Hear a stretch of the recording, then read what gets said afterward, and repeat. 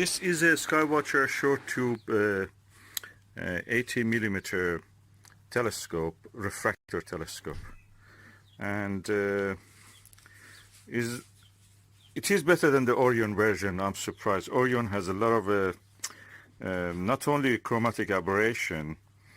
Orion, I mean this one. This one. They should be the same, and Orion is actually the premium brand. But it doesn't. It has a chromatic aberration. Beside that, it has a spherical aberration. Surprise, surprise. But this one, which is a Skywatcher, doesn't have any of that. So let's have a look. So that is our famous Coke can. You see it in a lot of my videos, telescope videos. This has been there for years now. And this is a widefield plus cheap eyepiece. Doesn't have even a brand name, but it's one of my best PL 40 millimeter. I got it, I think, for £10 from an auction site. So they're really good eyepiece. Probably one of my best. I have other eyepieces. I have Mead. I have name it. I have. This one gets a lot of use because it's such a wide field of view. It makes the telescope really worthwhile. It gives more than 3 degrees, 4 degrees of the field of view. The Orion belt easily fits into this. Easily you can find the target with this eyepiece and this telescope. And for the comparison, we have a Pepsi. So we look through the eyepiece to the Coke. Now we have a Pepsi here to compare.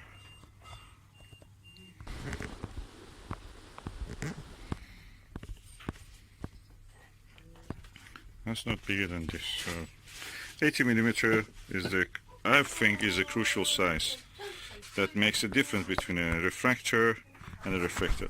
Orion, I'll look with the Orion to the Jupiter 80 millimeter Orion. It was just a blob, messy. You could not see really. Chromatic aberration was really bad. Beside the spherical aberration, which actually ruined the picture. And I look to Jupiter with this, which is the Mead ETX 90 millimeter, and it was really good. With this one also, I had a very good one. I must say this one was really close to. They both are close. This is the ETX 125, and this is ETX 90.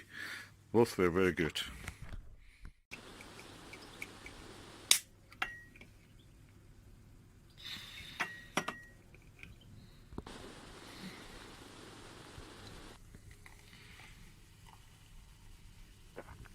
This is a hot day. You can see I have now used this camera bracket with my mobile phone, and I'm focusing and looking at the different things in the garden. So I'm bringing to focus different objects. I'm out of focus, now I'm in the focus. Let me turn it toward a little bit toward the different position. As you can see, you can easily see the whole field of view. I hope you can notice that. I can see the whole field of view. Let me just put it here. I think this is easier than the other one that I had. Okay, I have seen some flowers here, which I will try to capture in focus.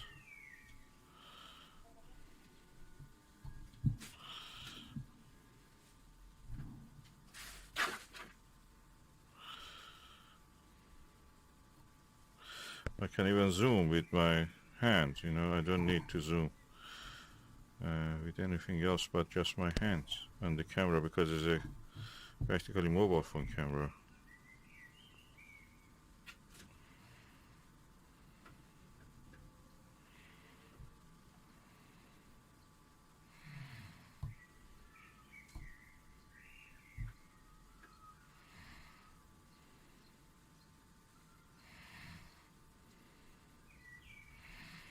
And let me see a little bit higher in the sky.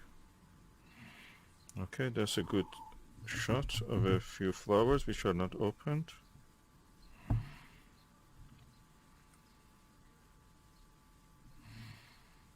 So I'm trying to focus on them.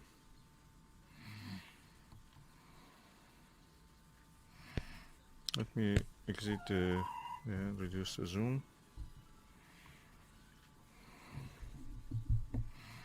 Okay, I'm now going to the sky just to see if I can focus on any purple fringing.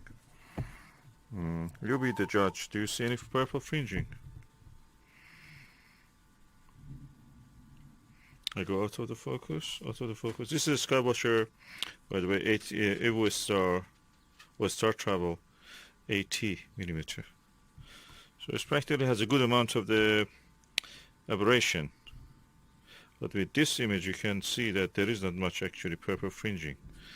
When you see a dark object like this branch against the brightness of the sky, you should see the purple fringing at least out of the focus. And I don't see any of that. So this camera does really well, and the mount, of course. I can move the field of view slightly just to see what can I achieve. Let me see, let me try this. Okay, I'm moving now. As you see, I'm moving over the, hovering over the telescope eyepiece. And I can move in this other direction by turning this one. As you can see. I think this mount is really, this camera mount is really good. Works really well with my mobile phone, although the pressing of the camera bracket is actually on the on-off button, but it does well. I'm focusing and I'm going out of focus again. So let me see a few of these flowers. Keep the focus on them. Yeah, those are not opened. I shift the image. Okay, there is at the center a few nice flowers. They have not opened, but I'm using a Dobsonian mount, which is for the Skywatcher Virtuoso.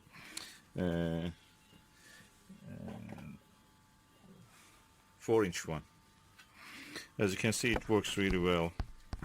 When I'm zooming, I can actually have the full frame picture. So I suppose if it was the moon, I could actually zoom as if I was zooming on the craters. Just at the very high focus, high magnification with the camera, digitally magnifying, I can see some tiny red bits, I'm not sure, around the flowers in the lower part of the image. Or if you're looking like that, is probably to the right of the image, around the flowers. But beyond that, when you are in the normal zoom, you don't see that, you don't notice that at all. So this is really good. This is really good. This is what I want. And this is the camera setup. Adapter, the eyepiece. As you can see, that's the flower we were looking at. And this is a telescope, a Skywatcher telescope. So all the setting works on this. Brilliant. And this is, of course, the Skywatcher Virtuoso. This Newtonian. This Newtonian. This is the stand for this. So, works well. Okay, as you can see, I just loosen up this, and the whole thing comes off the eyepiece. The whole weight is on this ball bearing here, and with the friction it works. Of course, you can use it with any other method. If you have a German equatorial mount or anything, the same thing applies here. It just works. And yeah, good overall picture and video capturing system.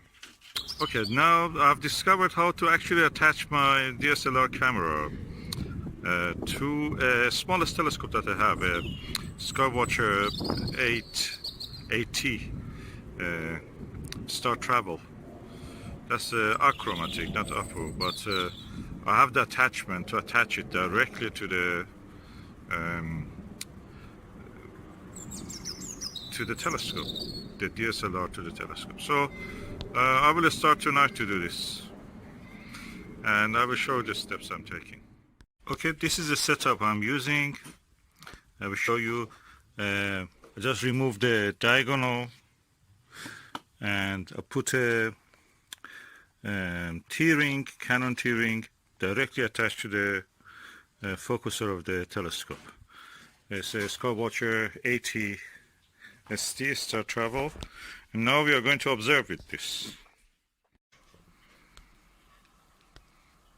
Okay, hallelujah, we have focus. This is the moon on the night of the conjunction with the Venus, and I have focus. Now I'm going to photograph. So watch me.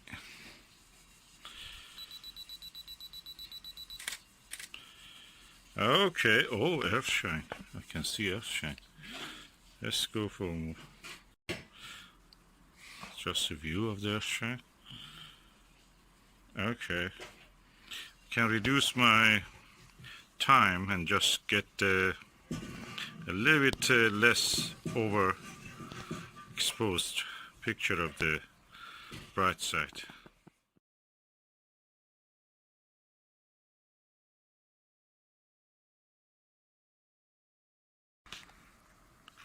But before going again for the moon, I'm just taking a shot of the Venus. Oh, I took 2 stars.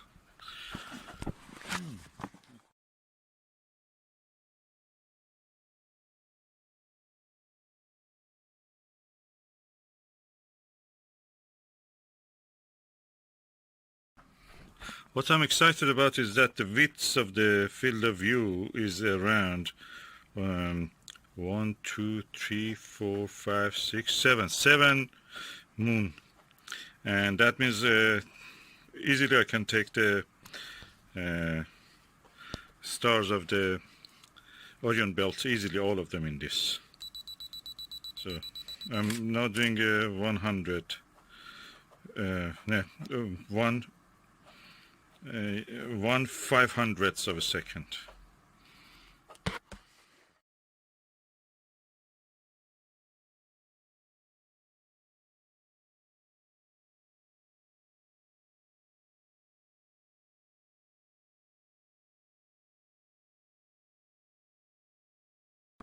Okay, I'm doing the ISO 6400 and 1/100th of a second exposure. Oh, battery is weak, so I have to change it. Okay, now we are doing 1/100th of a second. I've changed the battery, 6400 ISO. So earthshine is clearly visible. So with this setup I was able to work the telescope with the Skywatcher 80mm. I will try tonight probably with a 120mm 5-inch one. That will be great. This is a wide angle setting. It's a telephoto lens, and I have it now without spending a penny extra. I have a best setup for my telescope. So I may just try to work on this again and see how can I get better result. I'm observing now with the Skywatcher Startravel AT, and the eyepiece is just Chinese Plusle eyepiece 32mm on a Dobsonian mount for the Skywatcher Heritage 100p, and I'm looking at the Comet ZTF 2022 E3 ZTF, and I can say that it's very strange tonight. At the nucleus of the Comet ZTF, which is the central part of the coma, I see 2 stars, 2 bright spots. Instead of 1 nucleus, I can see 2. So is it 1 star and 1 nucleus of the comet? The star is a background comet, background star, or is this we are seeing a comet nucleus is split in 2, is divided in 2. So I'm not sure about that. I will let it move, but in the morning hours when I looked, I didn't see anything like that in the morning, so quite possible that is a background star.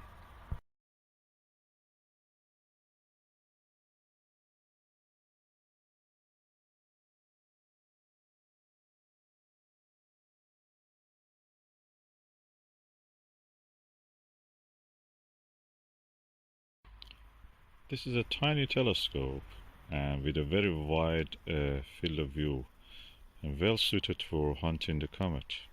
I can use a binocular, but you have to really lay down and hold it in your hand, and that's not as easy as just putting this little telescope on a kind of, I'll put it on this console beam, and I'm just observing Comet ZTF.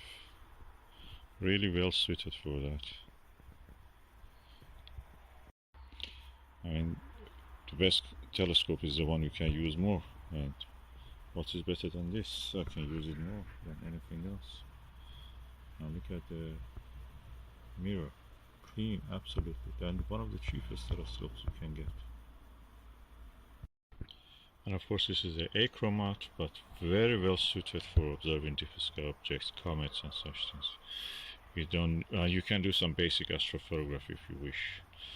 And really nice telescope. Probably one of the easiest telescopes I have. Better than even better than Astroscan, because you just look at the end of it, where it is here, and you don't get dizzy, you don't get confused which direction you are looking. With the Newtonian, you always have a direction problem, because you're looking at the perpendicular to the direction of the actual target you're looking at in the sky.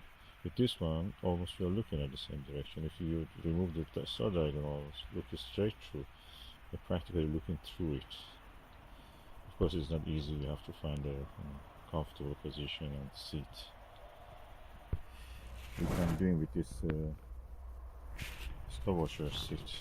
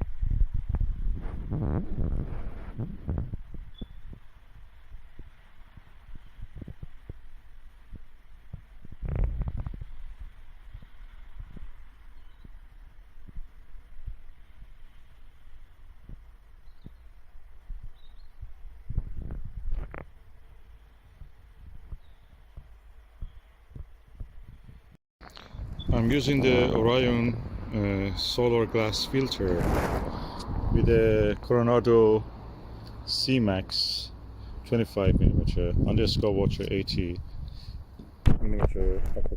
aquamatics on a Sky T2. And there are several active regions in the sun, and I'm looking to see if I can find any of them. And hallelujah, it is there. I will try to capture some images.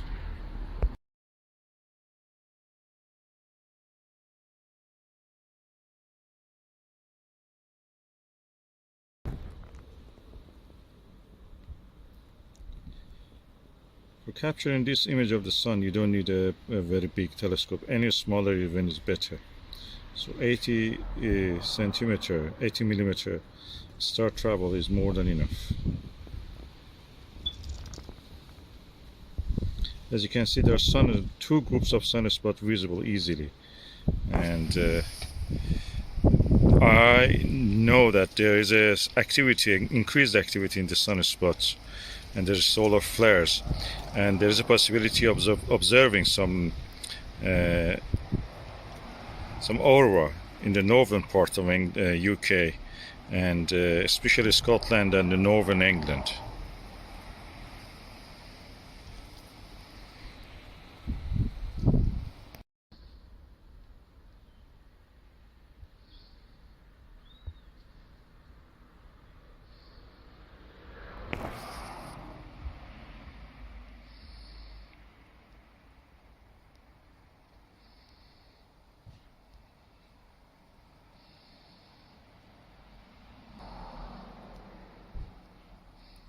I'm just holding the camera by hand against the eyepiece.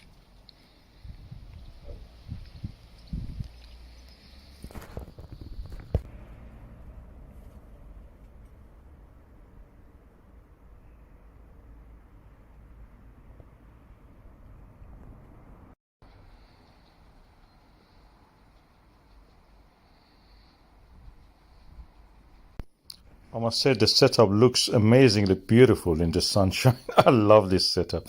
One of my smallest telescopes, and in the sunshine looking at the sun. Beautiful, amazing. Isn't it beautiful, huh? Yeah. It's lovely. Yeah, I can see the sunset.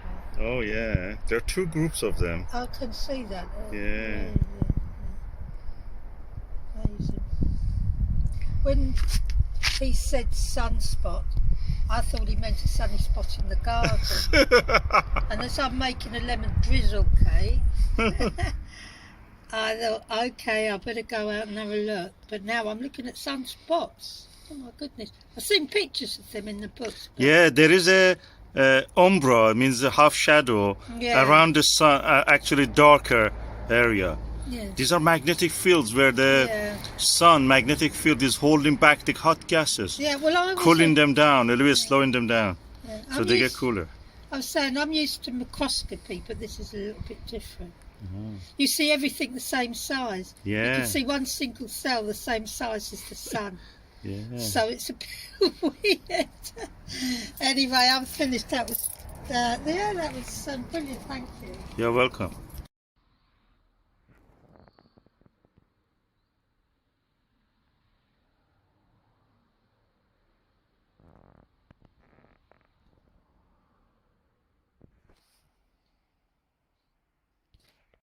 So this setup really works, and I'm really pleased with that. I was a bit worried that okay, the sun is too bright, but this Orion filter, really glass filter, really works well.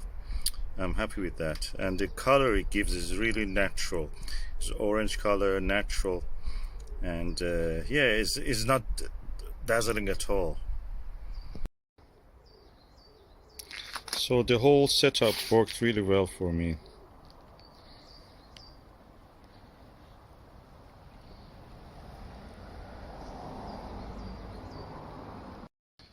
To be honest, I've looked through the Mylar filters. I prefer this one. I feel safer with this.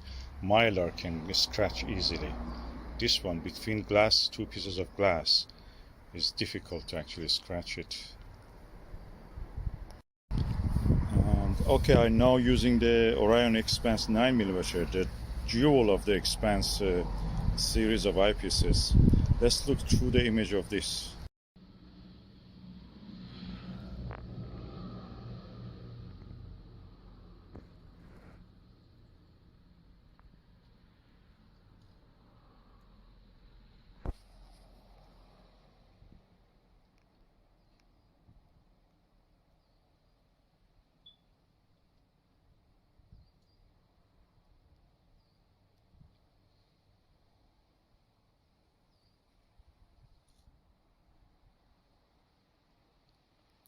We are practically looking at the star, a closest star.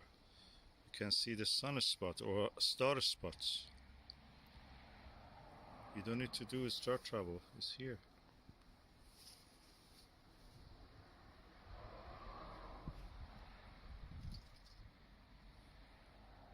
And you can see the umbra and the penumbra, the half shadow and the shadow part.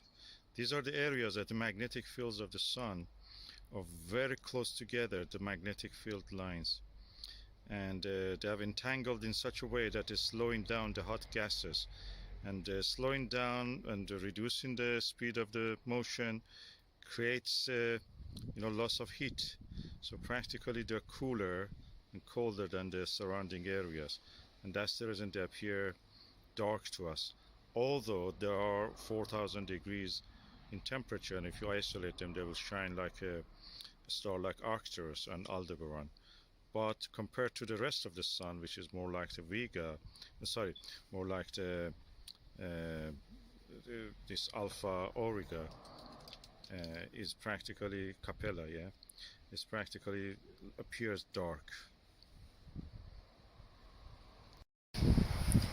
So there is a large possibility that we will see some aurora tonight in the northern England and all the Scotland. So watch out for this. And if you ask me why the sun has a magnetic field, that's very simple answer to that. If you have a lot of gases which are ionized, that means free electrons and a lot of positively charged nucleus, and they're moving, you will have any moving charged particles will create a magnetic field. And this is the magnetic field you see. Sun is very huge.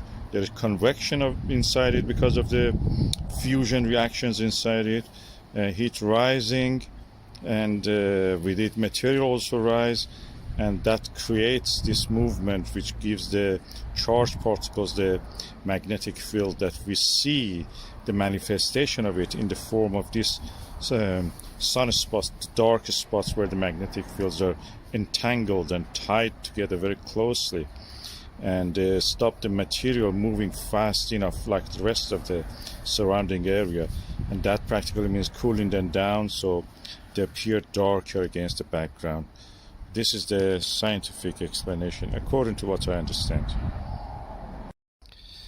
And I must say the cleanest image I see is with this Coronado CMX 25mm eyepiece. This is really built for the showing the solar regions, spots on the sun, hydrogen alpha regions is adopted for that, and the lenses are not also cemented together, so there is no danger of them getting hot and melting and damaging your eyepiece.